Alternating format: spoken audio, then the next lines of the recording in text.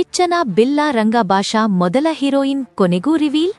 ಕಿಚ್ಚ ಸುದೀಪ್ ಅಭಿನಯದ Billa ರಂಗಭಾಷಾ first blood Kannada ಚಿತ್ರರಂಗದಲ್ಲಿ ರೂಪುಗೊಳ್ಳುತ್ತಿರುವ ಅತ್ಯಂತ ಮಹತ್ವಾಕಾಂಕ್ಷಿ ಪ್ರಾಜೆಕ್ಟ್ಗಳಲ್ಲಿ ಒಂದೆಂದು ಹೇಳಬಹುದು. ಇದು ಕೇವಲ ಮತ್ತೊಂದು ಆಕ್ಷನ್ ಸಿನಿಮಾ ಅಲ್ಲ, ಭವಿಷ್ಯದ ಜಗತ್ತನ್ನು ಆಧಾರವಾಗಿಸಿಕೊಂಡು ದೊಡ್ಡ ಮಟ್ಟದ ಕಲ್ಪನೆಯೊಂದಿಗೆ ನಿರ್ಮಾಣವಾಗುತ್ತಿರುವ ಸೈಫೈ ಸಾಹಸಗಾಥೆ. ಕನ್ನಡ ಸಿನಿಮಾ ಉದ್ಯಮ ಇದುವರೆಗೆ ಕಂಡಿರದ ಮಟ್ಟದ ತಾಂತ್ರಿಕ ಪ್ರಯೋಗ ಮತ್ತು ಕಲಾತ್ಮಕ ದಾಹ ಈ ಚಿತ್ರದಲ್ಲಿ ಅಡಕವಾಗಿದೆ. ಕಥೆಯ ಹಿನ್ನೆಲೆ 2209ನೇ ವರ್ಷ. ಮಾನವ ಸಮಾಜ ತಂತ್ರಜ್ಞಾನದಲ್ಲಿ ಅತ್ಯಂತ ಮುಂದುವರೆದಿದ್ದರೂ ಮಾನವೀಯತೆ, ಸಮಾನತೆ ಮತ್ತು ಸ್ವಾತಂತ್ರ್ಯವನ್ನು ಕಳೆದುಕೊಂಡಿರುವ ಒಂದು ವಿಭಿನ್ನ ಜಗತ್ತು ಇಲ್ಲಿ ಚಿತ್ರಿತವಾಗಲಿದೆ. ತಂತ್ರಜ್ಞಾನ ಮುಂದುವರೆದಷ್ಟು ಮನುಷ್ಯನಿಂದ ದೂರವಾದ ಈ ವಿಷಾದದ ಚಿತ್ರಣ ಪ್ರೇಕ್ಷಕರ ಮನಸ್ಸಿಗೆ ನೇರವಾಗಿ ತಾಗುವ ರೀತಿಯಲ್ಲಿ ಮೂಡಿಬರಲಿದೆ. ಈ ಜಗತ್ತಿನಲ್ಲಿ ಅಧಿಕಾರ ಒಂದು ಕೇಂದ್ರಿತ ಶಕ್ತಿಯ ಕೈಯಲ್ಲಿ ಸೀಮಿತವಾಗಿದೆ ಎನ್ನುವ ಸೂಚನೆಗಳು ದೊರಕುತ್ತಿವೆ. ಸಾಮಾನ್ಯ ಜನರ ಬದುಕು ನಿಯಂತ್ರಿತ ವ್ಯವಸ್ಥೆಯೊಳಗೆ ಸಿಲುಕಿಕೊಂಡಿದೆ. ಈ ವ್ಯವಸ್ಥೆ ಜನರ ಆಲೋಚನೆ, ನಡವಳಿಕೆ, ಇನ್ನೂ ಮುಂದೆ ಹೋಗಿ ಭಾವನೆಗಳನ್ನೂ ಕೂಡ ನಿಯಂತ್ರಿಸುತ್ತದೆ ಎಂಬ ಸೂಚನೆಯಿದೆ. ಅಂತಹ ಕಠಿಣ ಪರಿಸ್ಥಿತಿಯಲ್ಲಿ ಒಬ್ಬ ಯೋಧ ತನ್ನ ವೈಯಕ್ತಿಕ ನೋವು, ಕಳೆದುಕೊಂಡ ಅತೀತ ಮತ್ತು ನ್ಯಾಯದ ನಂಬಿಕೆಯಿಂದ ಪ್ರೇರಿತನಾಗಿ ವ್ಯವಸ್ಥೆಯ ವಿರುದ್ಧ ಎದ್ದು ನಿಲ್ಲುತ್ತಾನೆ. ಅವನ ಹೋರಾಟ ಕೇವಲ ಶಾರೀರಿಕ ಯುದ್ಧ ಮಾತ್ರವಲ್ಲ, ಅದು ಆತ್ಮದ ಹೋರಾಟ, ಅಸ್ತಿತ್ವದ ಹೋರಾಟ. ಒಬ್ಬ ಬಂಡುಕೋರನನ್ನು ಕೊಲ್ಲಬಹುದು, ಆದರೆ ಬಂಡಾಯವನ್ನು ಕೊಲ್ಲಲು ಸಾಧ್ಯವಿಲ್ಲ ಎಂಬ ಸಂದೇಶ ಚಿತ್ರದ ಹೃದಯ ಭಾಗವಾಗಿರಲಿದೆ. ಇದು ವ್ಯಕ್ತಿಯ ವಿರುದ್ಧ ವ್ಯವಸ್ಥೆಯ ಹೋರಾಟ ಮಾತ್ರವಲ್ಲ, ಭಯದ ವಿರುದ್ಧ ಧೈರ್ಯದ ಹೋರಾಟ, ಸುಳ್ಳಿನ ವಿರುದ್ಧ ಸತ್ಯದ ಹೋರಾಟ ಮತ್ತು ಕತ್ತಲೆಯ ವಿರುದ್ಧ ಬೆಳಕಿನ ಹೋರಾಟವೂ ಹೌದು. ದೃಶ್ಯ ಪರಿಣಾಮಗಳಿಗೂ ವಿಶೇಷ ಆದ್ಯತೆ ನೀಡಲಾಗಿದೆ.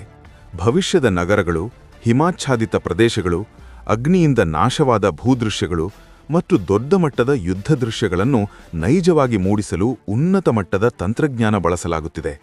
ದೇಶ ಮತ್ತು ವಿದೇಶಗಳ ತಜ್ಞ ವಿಎಫ್ಎಕ್ಸ್ ತಂಡಗಳು ಒಟ್ಟಾಗಿ ಕೆಲಸ ಮಾಡುತ್ತಿವೆ ಎಂಬ ವಿಷಯ ಈಗಾಗಲೇ ಚಿತ್ರವಲಯದಲ್ಲಿ ಚರ್ಚೆಯಾಗುತ್ತಿದೆ. ಪ್ರತಿಯೊಂದು ಫ್ರೇಮ್ ಕೂಡ ದೊಡ್ಡ ಪರದೆಯ ಅನುಭವ ನೀಡುವಂತೆ ವಿನ್ಯಾಸಗೊಳ್ಳುತ್ತಿದೆ. ಆದ್ದರಿಂದ ಪೋಸ್ಟ್ ಪ್ರೊಡಕ್ಷನ್ ಹಂತವು ದೀರ್ಘವಾಗುವ ಸಾಧ್ಯತೆಯಿದೆ. ಆದರೆ ಆ ದೀರ್ಘ ನಿರೀಕ್ಷೆ ಚಿತ್ರ ನೋಡುವ ಅನುಭವವನ್ನು ಮತ್ತಷ್ಟು ಮೌಲ್ಯಯುತವಾಗಿಸುತ್ತದೆ ಎನ್ನುವ ವಿಶ್ವಾಸ ತಂಡದ್ದಾಗಿದೆ.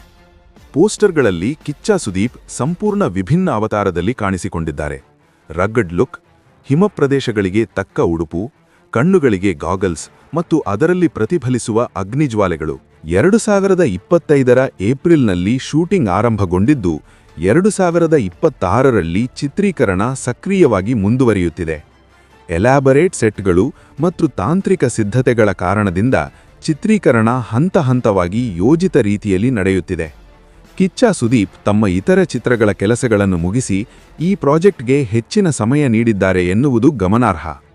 ಈ ಭಾರೀ ಪ್ರಾಜೆಕ್ಟ್ನಲ್ಲಿ ಕಿಚ್ಚ ಸುದೀಪ್ ಅವರಿಗೆ ಜೋಡಿಯಾಗಿ ಅಭಿನಯಿಸಲಿರುವ ಮೊದಲ ಹೀರೋಯಿನ್ ರುಕ್ಮಿಣಿ ವಸಂತ್ ಎಂದು ತಿಳಿದುಬಂದಿದೆ.